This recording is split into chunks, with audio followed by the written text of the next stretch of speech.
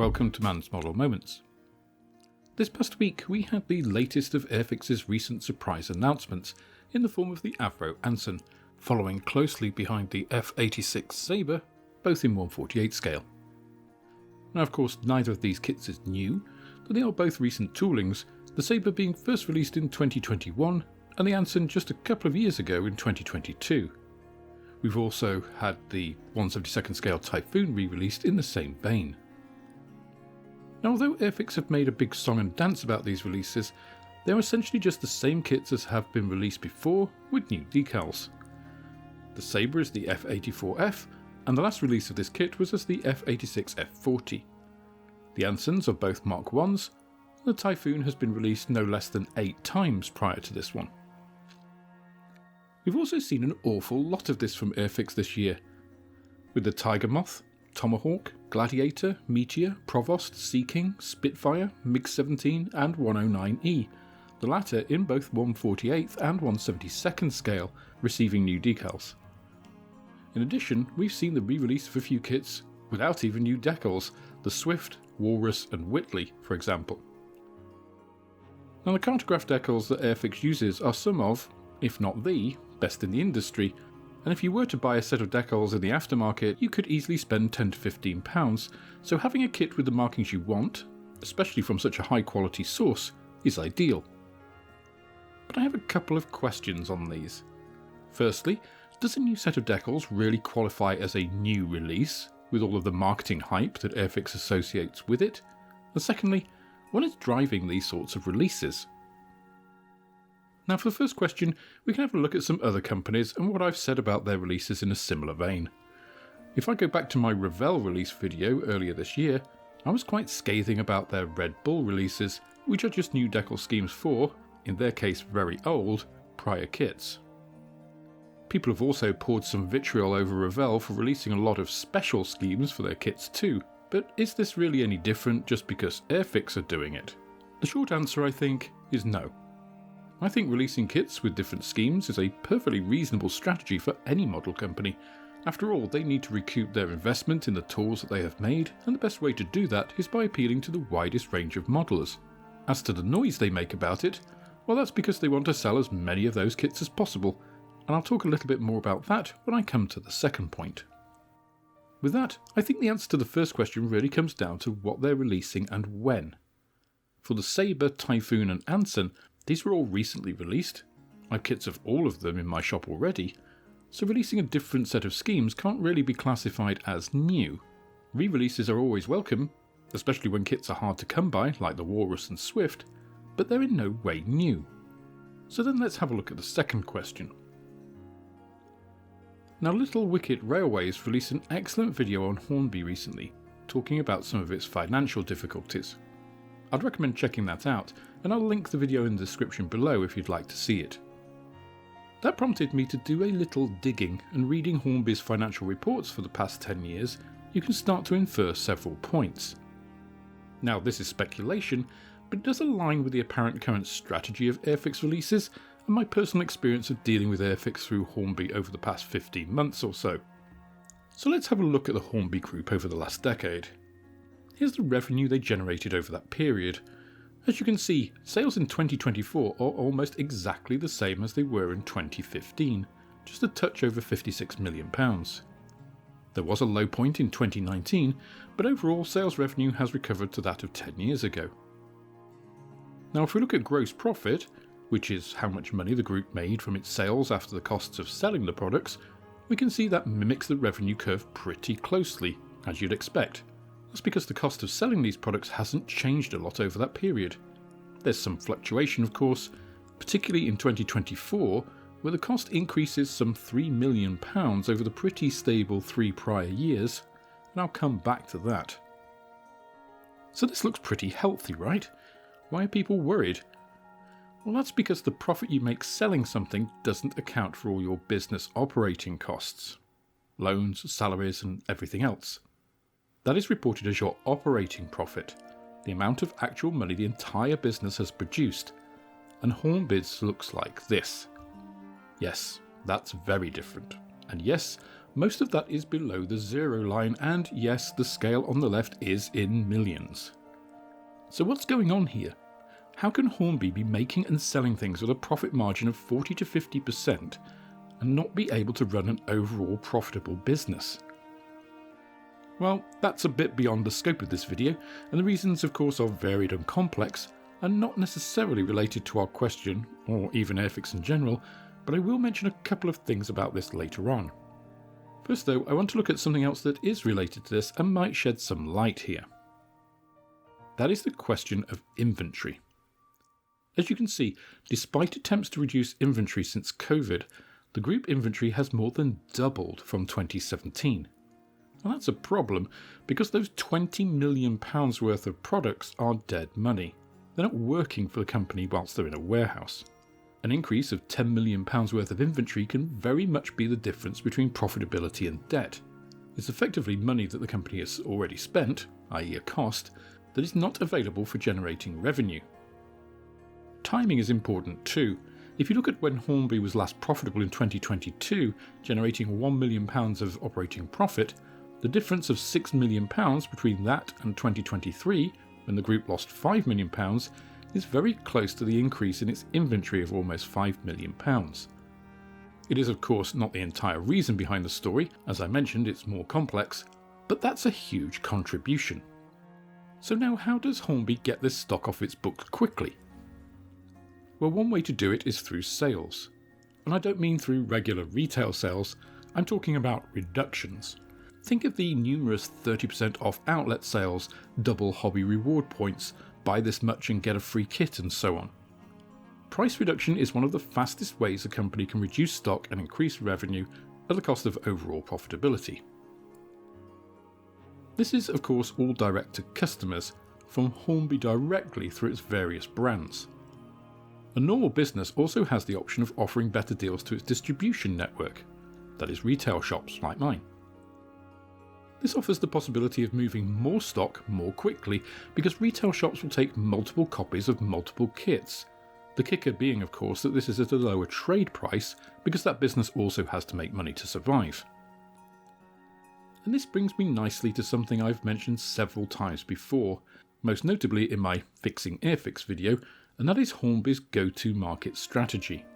It has been pushing a direct-to-consumer model for some time now, and whilst that is appealing from a profit per item viewpoint, it's only a good strategy if you have a robust logistics and supply chain with a stable business. Unfortunately, this is something that Hornby have struggled with for a long time and doesn't seem to be getting much better at. A direct consumer business has other knock-on effects too. It requires more staff in fulfillment, customer services, marketing, etc., who all require fixed costs that impact operating profit. This is especially true if your business has any QC or logistics issues that will increase the volume of support calls and inquiries that you will get. It's also harder to scale, since for new geographies and locations you need people to deal with the logistic, legal and sales aspects in that place.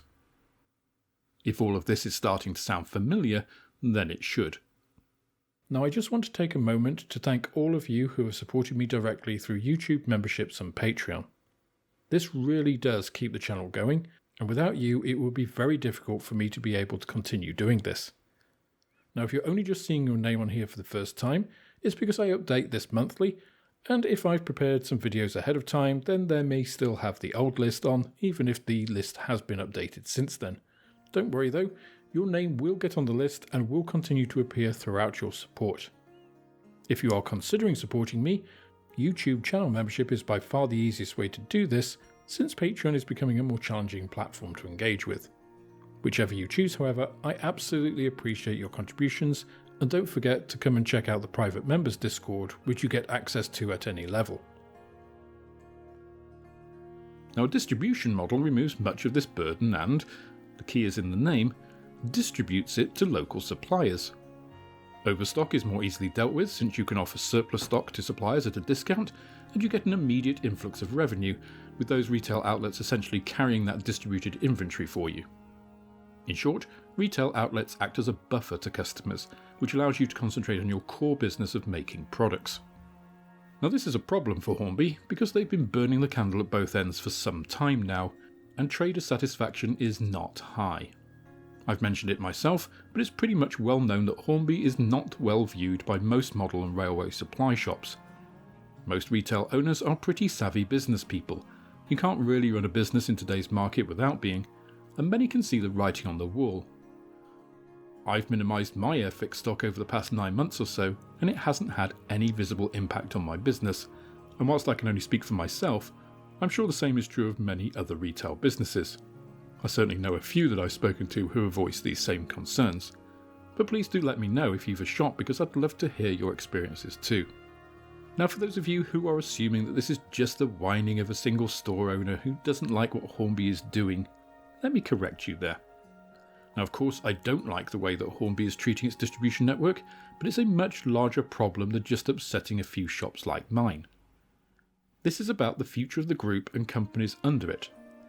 For those modelers out there who want more Airfix releases, that's not going to happen in a group that is unable to clear inventory and whose costs of sale and fixed business costs are increasing. Now if Phoenix Asset Management lose faith in this strategy and sell off the group, either in whole or in parts, will it get the same investment it's had in the past decade, or will it go the route of Heller and Revell, whose new releases over the same period have been minimal to say the least? So this isn't just a retail point of view. I want Hornby, or more specifically Airfix, to succeed. I'd love to sell and promote Airfix products in my shop, but Hornby are making that increasingly difficult to do with a continued drive to direct-to-customer business. Now the larger part of this, of course, is the potential success of this strategy, and I have some thoughts on this. Firstly, no other model company in the world successfully employs this model. That's not to say that Hornby can't pull it off, but just like Revell's awful aquacolour pots, sometimes the rest of the industry follows a particular route because it works better than anything else. Every other model company, whether they have an online direct portal or not, is primarily a distribution model business first. When we talk about Tamiya models, we know that aside from their quality, they have excellent availability. You can buy them in just about every model store, in radio-controlled shops and even some auto accessory shops. My local car supply shop in my nearest town stocks them, for instance. They don't do crazy promotions or compete directly with retail. They make it easy for shops to buy them through their importers and let market forces do the rest. Now Revell have an online presence, and you can order directly from them in Europe, but they don't push this in the same way that Hornby do, and they treat their retailers in the same way. If there's a promotion they run online, these offers are also given to trade customers too, so it's a level playing field. Hornby, however, don't run a level playing field. They have operated a two-tier distribution network, which they then compete with directly via their web store. They have hobby point promotions, outlet sales, and direct offers that retailers can't compete with. This is all to get customers to buy direct, so when you next complain about there not being a local model shop near you, remember that Hornby are driving the nails into the coffin of retail, and when you buy direct from them, you're supporting that model. I know many people don't care and will just buy the cheapest thing online wherever it's from, but then they have no viable voice when it comes to complaining about the lack of retail outlets. This might not be pleasant to hear, but the truth often isn't. Now if you're dubious about my inferences here and are thinking this direct-to-customer strategy is just my imagining, then I encourage you to go and take a good read of Hornby's annual reports available from their website. They actually categorically state that this is an ambition of the group, and they've not only invested heavily in their website portal, but also in the physical Wonderworks facility in Margate. Now once again, this is all fine if you have an established, stable and profitable business with an HQ somewhere very prominent, but an expensive customer experience centre in Margate does not sound like a world-beating strategy to me. So let me get back to these recent releases. I mentioned stock issues, and it may just be me adding 2 and 2 to get 5, but issuing a kit with new decals where you already have the plastic seems a good option for clearing inventory to customers who have had no interest in the products that you already have on hand. The other option is to offload large quantities of kits to a larger retailer at a high discount, which I imagine is why you're seeing deals like the one Jadlam is offering on the Airfix 148 scale Spitfire, for example.